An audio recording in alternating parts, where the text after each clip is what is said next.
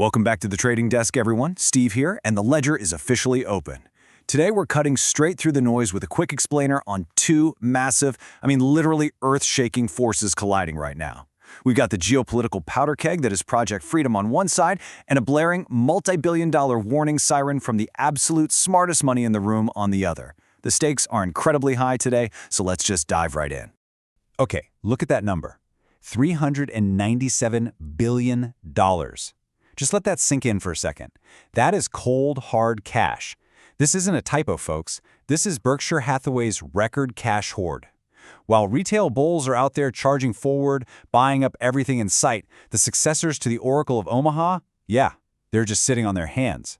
It's a silent alarm, and it's one that every single trader needs to be paying attention to right now. But hey, before we dig too deep into the smart money sphere, we got to ground ourselves in reality and run through the tape. The bears definitely tried to take the field early today, but that Project Freedom momentum, it carried the day. We closed out super strong. S&P 500 closed up at 7259. Brent crude is staying stubborn, holding its highs at 111.49. Gold bounded back to 4,591. And Bitcoin, absolutely breaking records, punching right through to 81,439. So on the surface, it looks like a total risk-on environment. And honestly, what we're looking at here just brilliantly illustrates the underlying tension.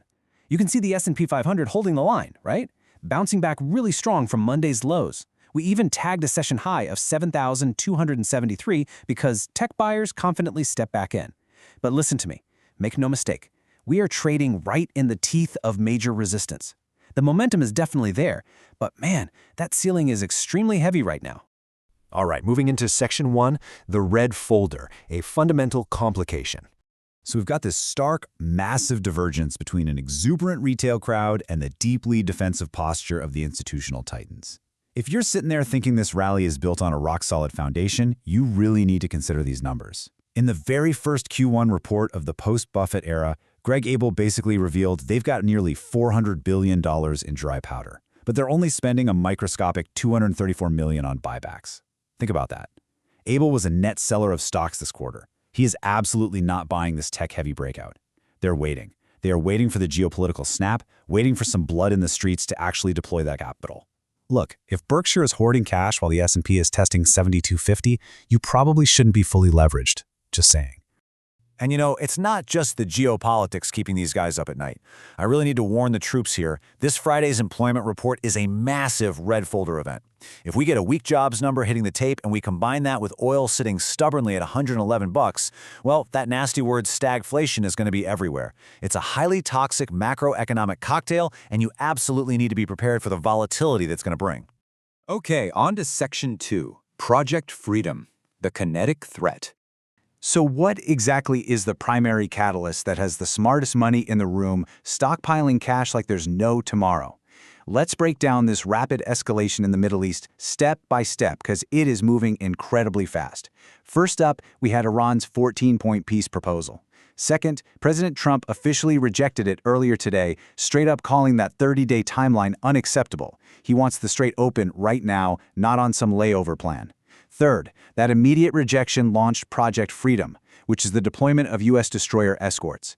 And fourth, with that peace proposal literally in the trash, the power plant ultimatum is back as our baseline.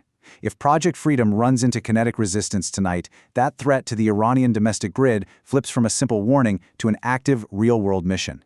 As Secretary of War Pete Hegseth unveiled today, this is not just your run-of-the-mill escort mission. He called it a full-scale red, white, and blue dome over the Strait of Hormuz. Now, officially, the mission is defined as defensive, but make no mistake, it is locked and loaded. And honestly, we've already seen some operational success. 2 U.S. commercial ships have actually successfully transited the strait under this destroyer escort.